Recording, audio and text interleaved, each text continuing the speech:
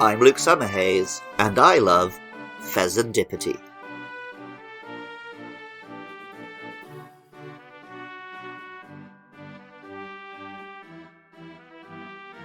The Loyal Three of Kitakami were a trio of Pokemon which are initially presented to players as fallen heroes, but later revealed to be thieves and troublemakers. Based on the companions of Momotaro, they are a dog, a monkey, and a pheasant respectively. Momotaro is a folk hero of Japan, and usually depicted as purely a good guy.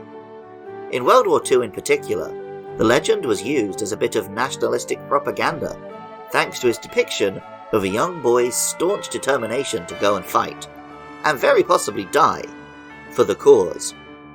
Perhaps Pokemon's take on the Momotaro story, with an innocent ogre attacked under false pretenses, is a post-war deconstruction of the traditional myth.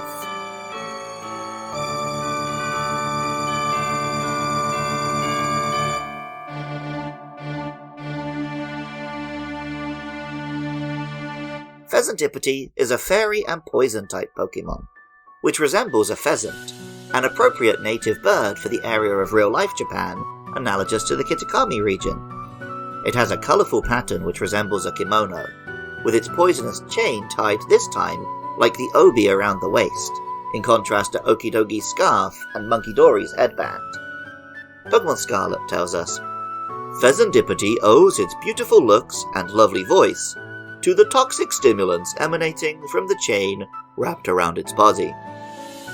As a poison-eating pheasant, this Pokemon has some other interesting connections to Japanese mythology, in the form of the Gumyocho, a two-headed pheasant which teaches the Buddhist notion of the interconnectedness of all things, through a fable in which it consumes poison to kill its other head, only to end up killing both.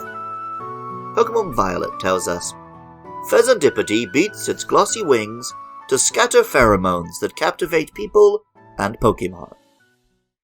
In battle, Fezandipiti can do some damage and be a real nuisance, with its unique typing and abilities, which let it poison opponents freely.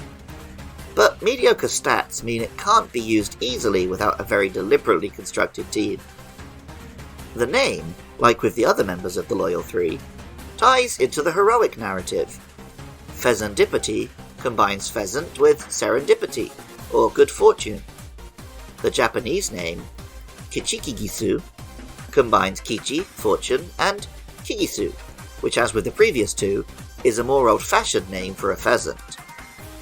Kimono are worn by people of all genders and ages in Japan, though today they aren't really everyday wear, but used on special occasions. Very elaborate kimono are still worn in kabuki plays, today performed by all genders, but for a long time in history exclusively performed by men, even in female roles. Appropriately enough, only male Fezandipiti exist. Music for Luke Loves Pokemon is composed by Jonathan Cromie. Artwork for the show is by Katie Groves.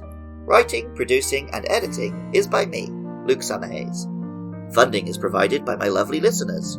If you'd like to join them to help keep the show online and find other podcasts by me and my pals, head over to patreon.com/podcastio-podcastius. Coming up are Ogopon and Archaludon, so if you have thoughts about those or any other monsters, hit me up with a DM at LukeLovesPKMN, or an email to lukelovespkmn@gmail.com. And of course, I'd love if you could leave a 5-star rating and review on Apple, Spotify, or wherever you listen. Even if you don't feel like doing any of that, thank you so much just for listening. I love Fezandipiti. And remember, I love you too.